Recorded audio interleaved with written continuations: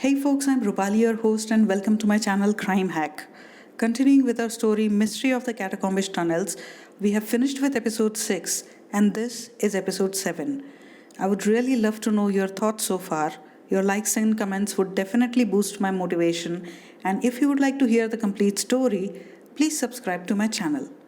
Also remember to press the bell icon which will notify you of any new uploads that I make.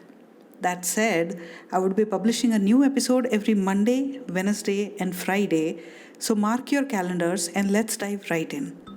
Nayak Brothers and the Mystery of the Catacombish Tunnels by Rupali Rajapathe Roti, Part 7. Akash was beaten up right after Valentine's, and his friends Raj and Sandy are investigating why. The attackers had mentioned the name Priya, so Raj and Sandy meet up with her and realize that she probably wasn't involved. She tells them that Deepak had approached her with a rose, saying it was from Akash. However, Akash explains that it was Deepak who loved her, but probably got scared and blurted out that the rose was from Akash. Raj and Sandy were pensive on their way back to the college grounds, but had to snap out of it as soon as they heard the friendly banter of their teammates. The field had been prepared by running chalk powder on the ground, and the boys had started their warm-up. Raj and Sandy immediately dressed and joined them. The coach boomed in an authoritative voice. Pebbles removed? Yes, sir. Come on then, split up. The boys split in two teams of 7 each. Ajay was the first one to come in as the raider from the opposing team. He was a good friend who lived out of rented apartments. As per rent agreement, they would have to shift out every 11 months and the whole gang would help them with the shift. Ajay had a younger sister and the gang considered her a sister too. They all had agreed that all the expenses of her marriage, whenever that happened, would be borne by the friends' gang. Every boy's parents knew about this stand of theirs and had consented for it. Ajay had a peculiar way of saying kabaddi. It was as if he was in a race to say it the maximum number of times in a single breath. Sandy started the cricket-style fast commentary. The lion chase has started with Ajay leading the race for now. If he doesn't chant kabaddi 100 times in this single breath, the lion is going to eat him raw. Hearing this, Ajay smiled but held on to his breath and kept chanting. So Raj started saying kabaddi in a Bollywood song's tune. Ajay struggled to concentrate hard at his chanting, but the song's lyrics kept running through the back of his mind.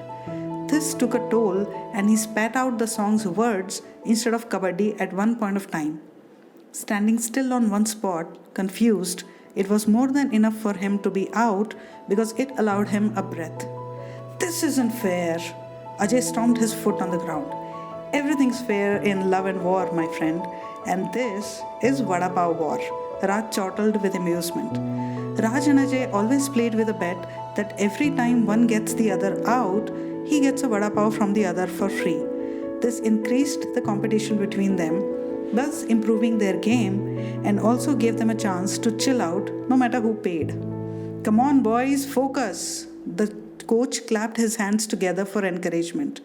Let's see some pressure build up here. This time, Raj took a deep breath and went in as the raider. The opposing team's players had now become very aggressive. They proactively tried to grab one of his legs. In time, Vishal found the gap and moved in quickly. Raj lost his balance but twisted his body in mid-air to direct his fall towards the center line. The coach came close to watch and hear him. Raj had stretched his arm to reach the midline but was falling short by a few inches. Seeing him struggle, many members from the opposing team piled over him to pin him to the ground. A few of them tugged at his outstretched arm to prevent him from touching the line, while a few pulled at his legs so as to drag him away from the line. They had to hold him off only until he became winded and took a fresh breath. Raj wriggled his body under their collective weight, chanting kabaddi without a break. Finally, his finger touched the line and the chalk powder was raised from the ground at that spot. His team leaped and shouted in triumph and rushed forward to pull him off the ground. But as soon as he stood up, he uttered a cry of pain. He had twisted his ankle when directing his fall. The coach trotted up to check on him. Raj removed his sports shoe and sock to gauge the damage. Looks pretty bad, the coach commented. The area around Raj's ankle had developed a swelling and the skin had started to change its color to black and blue. Raj had gone red in the face, trying to contain the pain. The coach addressed the gathering. This is a rough game, boys, no doubt. But you need to learn to get out of tight spots without injuring yourselves. Do regular practice on flexibility and maintaining balance. Look at how Sandeep does it. Sandy rolled his eyes at the name. It's Sandy, sir, not Sandeep, he said under his breath. Sandy wanted to take Raj immediately to a doctor, but Raj insisted he was all right. So while the others resumed the game, Raj sat on the sidelines, rubbing his foot gingerly and watching them play. Sandy had half his mind on the game and half on his brother and came to check on him every now and then. I'm fine, don't worry so much, Raj said after some time. Don't flatter yourself, Sandy shot back playfully. I only came to see how you turned blue with envy at me. Sorry, who is flattering himself again? Sandy had held a hand to his ear, indicating he couldn't hear what Raj was saying. Of course you can't hear me now. I kick your ass in this game, don't forget. With that foot, you mean? Sandy teased and ran away. At last, the practice and relaxing exercises got over, and the guys changed into regular clothes and shoes. Raj and Sandy rose to leave. Vishal trotted up. I'm so sorry, Raj. Oh, cut it out already. I twisted my ankle. You were just doing what you were supposed to do. But I still feel responsible, Vishal said. Here, put your arms around our shoulders and we will haul you to your bike, he offered, and gave Sandy a slight punch on the arm. Sandy nodded his agreement enthusiastically. As he was lifted through the air on the shoulders of his brother and pal, Raj giggled all the way with a mixed feeling of amusement and apprehension. The parking lot was almost empty, except for a few vehicles randomly parked here and there.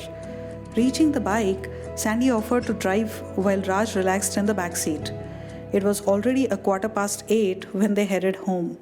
They had just reached a lonely stretch of road surrounded by trees and bushes when Sandy spotted some things twinkling on the road ahead. Out of curiosity, he squinted through the dancing shade of trees to identify the sparkling objects. And then it hit him. A nail bed.